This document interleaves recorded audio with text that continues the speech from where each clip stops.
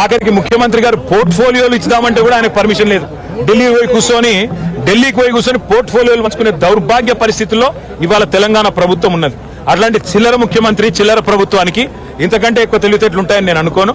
కాళేశ్వరమే కాదు, ఇంకా ఎన్ని కుట్రలు చేసినా, ఎన్ని కేసులు పెట్టినా, ఎన్ని కథలు పడ్డా ముఖ్యమంత్రి గారికి నేను ఒకటే గుర్తిస్తా ఉన్నా, నీ 420 హామీలు, నీ 6 గ్యారంటీల నుంచి ప్రజల దృష్టి నువ్వు మరల్చాలని ప్రయత్నం చేసినా మల్ల నీయం ప్రజల తరపున అడుగుతూనే ఉంటాం.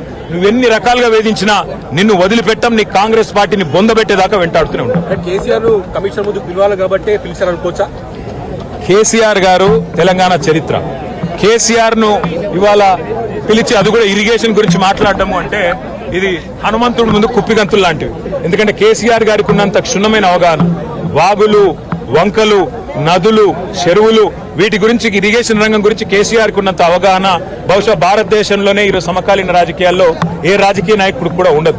మరి అట్లాంటిది కేసీఆర్ గారిని పిలిచి లేదు అడుగుతామంటే హనుమంతుడి ముందు కుప్పిగంతులే అవుతుంది. ముమ్మాటికి నిజాలు అల్టిమేట్ గా తేల్తాయి. ధర్మము న్యాయమే గెలుస్తుంది. అల్టిమేట్ గా కేసీఆర్ గారి పేరు చరిత్రలో సువర్ణాక్షరాలతో తెలంగాణను సాధించిన నాయకుడిగా, తెలంగాణను సస్యశ్యామలం చేసిన నాయకుడిగా చరిత్రలో సువర్ణాక్షరాలతో లిఖించబడుతుంది. ఈ చిల్లర రాజకీయాలు పట్టించుకోకండి. 6 గ్యారంటీలు, 420 హామీల మీదనే మనం అందరం దృష్టి పెడదాం. ఖచ్చితంగా రేవంత్ రెడ్డిని, కాంగ్రెస్ పార్టీని తొందరలోనే ఈ చిల్లర రాజకీయాలు అన్ని ముగిసిన తర్వాత ప్రజాక్షేత్రంలో బట్టలిప్పి నించోబెట్టే విధంగా కార్యాచరణ ఉంటది. దానికి మీ మద్దతు పలకాలని రాష్ట్ర ప్రజలకు రేవంత్ రెడ్డి అనే ఒక చిల్లర నాయకుడు, ఒక చిల్లర వ్యక్తికి కేబినెట్ అంటే అర్థం కాదు, కేబినెట్ ఎట్లా పనిచేస్తుందో అర్థం కాదు. ఎందుకంటే ఆయన ఆలోచనలు వేరు, ఆయన ఎజెండా వేరు. ఆయనకు రాష్ట్ర ప్రయోజనాల కంటే, రైతుల ప్రయోజనాల కంటే రాజకీయ ప్రయోజనాలు, రాక్షస ఆనందము, పైశాచిక ఆనందం ఆయనకు ముఖ్యం. ఆయన చిల్లర పని చేసి బ్యాగులు మోసి జైల్లో పడ్డాడు కాబట్టి మా వాళ్ళని కూడా కొంతమందిని జైల్లో పెట్టాలనేది ఆయన వికృతమైన ఆలోచన తప్ప ఇంకోటి కానే కాదు. నేను చెప్పేదల్లా ఒకటే, అబద్ధం నిజం నిలకడ మీద తెలుస్తుంది. నిజం కడప దాటే లోపల అబద్ధం అంగిలాగేసుకుని ఊరంతా తిరిగి వస్తుంది అన్నట్టు కొన్ని రోజులు కాళేశ్వరం అని, కొన్ని రోజులు ఫోన్ ట్యాపింగ్ అని, కొన్ని రోజులు ఫార్ములా అని ఏదైతే డ్రామాలు రేవంత్ రెడ్డి ఆడుతా ఉన్నాడో, ఆయన ప్రభుత్వం ఆడుతా ఉందో, ఇవన్నీ కూడా కేవలం ప్రజల దృష్టి మరల్చడానికి చేస్తున్న చిల్లర ప్రయత్నం. 420 హామీలు, 6 గ్యారంటీలు అమలు చేయలేని ముఖ్యమంత్రి, చివరికి మంత్రివర్గ విస్తరణ చేయలేని ముఖ్యమంత్రి, చివరికి మంత్రివర్గ విస్తరణ చేసిన పోర్ట్ఫోలియోలు కూడా కేటాయించుకోలేని ఒక అసమర్థ ఫెయిల్యూర్ చీఫ్ మినిస్టర్. ఆయన ఫెయిల్యూర్ ని కప్పిపుచ్చుకోవడానికి చిల్లర ప్రయత్నాలు చేస్తున్నాడు. అంతకంటే చేసేదేం లేదు.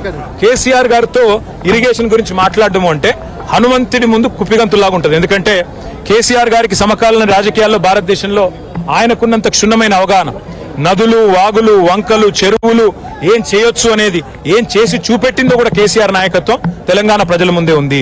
బ్రహ్మాండంగా తెలంగాణను 1,00,00,000 ఎకరాల మాగాణం చేసి వరిధాన్యం ఉత్పత్తిలో పంజాబ్ ను, హర్యానాను దాటిపోయి తెలంగాణ అనే కరువు పాలిత ప్రాంతాన్ని ఇవాళ భారతదేశంలో అగ్రభాగాన్ని నిలబెట్టినందుకు కేసీఆర్ గారికి నోటీసులు ఇస్తారా? లేదా ప్రపంచంలోనే అతిపెద్ద లిఫ్ట్ ఇరిగేషన్ ప్రాజెక్టును 4 ఏళ్లలో ప్రజాస్వామ్య భారతదేశంలో కట్టినందుకు మీరు నోటీసులు ఇస్తారా?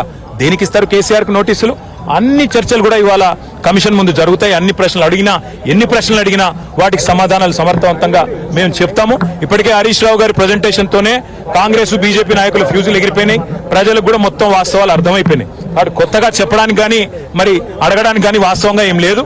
కానీ సాంకేతికంగా పిలవాలి కాబట్టి పిలుచుడని నేను అనుకుంటాను. రేవంత్ రెడ్డి వాళ్ళ మామ దగ్గర కూర్చుంటే మంచిది. పిల్లనిచ్చిన మామ దగ్గర రేవంత్ రెడ్డి 5 నిమిషాలు కూర్చొని బుద్ధి జ్ఞానం తెచ్చుకుంటే మంచిది. సూదిని పద్మారెడ్డి గారు, గీత గారి తండ్రి, వారు చెప్పినారు 94,000 కోట్ల ఖర్చైన ప్రాజెక్టులో 1,00,000 కోట్ల అవినీతి అనేది ఒక తెలివి తక్కువడే అంటాడన్నాడు. మరి ఆ తెలివి తక్కువ ఆయన అల్లుడు, మా కర్మగాలి. ఆ తెలివి తక్కువ ఇలా ఈ రాష్ట్రానికి ముఖ్యమంత్రి. కాబట్టి మేము అనేది ఏంటంటే రేవంత్ రెడ్డి గారు ముందు పోయి వాళ్ళ మామగారి దగ్గర కూర్చొని కొన్ని పాఠాలు నేర్చుకుంటే మంచిది. కాళేశ్వరం ప్రాజెక్టు విచారణ పూర్తిగా అయిపోయిన తరుణంలో మళ్ళీ 2 ఏళ్లు పొడిగించి కేసీఆర్ ను ఇటు హరీష్ రావును పెంచినటువంటి సందర్భం కనిపించింది. దీన్ని ఎట్లా చూస్తుంది? ఖచ్చితంగా కక్ష సాధింపు, రాజకీయ వేధింపు తప్ప ఇందులో ఏమీ లేదు. నిజం నిలకడ మీద తేలుతుంది.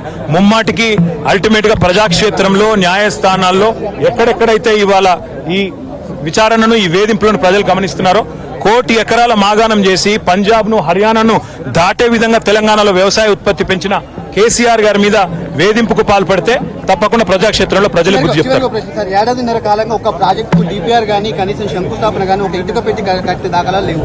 ఎట్లా చూస్తారు కాంగ్రెస్ పార్టీ? ఎట్లా చూసేదేముంది? కూలగొట్టడానికి వచ్చింది తప్ప కట్టనికి రాలేదు.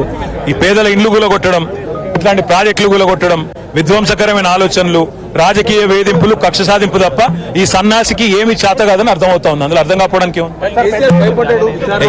నోటీస్ ఇస్తేనే భయపడ్డాడు కేసీఆర్ అని రేవంత్ రెడ్డి అన్నారు. 100 జన్మలెత్తినా రేవంత్ రెడ్డి అనే చిల్లరగానికి కేసీఆర్ గొప్పతనం అర్థం కాదు. రేవంత్ రెడ్డి గురువు, ఆయన జేజమ్మతోనే కొట్లాడినోడు కేసీఆర్. ఆ జేజమ్మని ఇక్కడి నుంచి తరిమేసినోడే కేసీఆర్. కాబట్టి రేవంత్ రెడ్డి అనే చిల్లరగాడు ఏం మాట్లాడినా, ఆయన చిల్లర ప్రభుత్వం ఏం చేసినా కేసీఆర్ ఎంటిక కూడా పీకలేరు.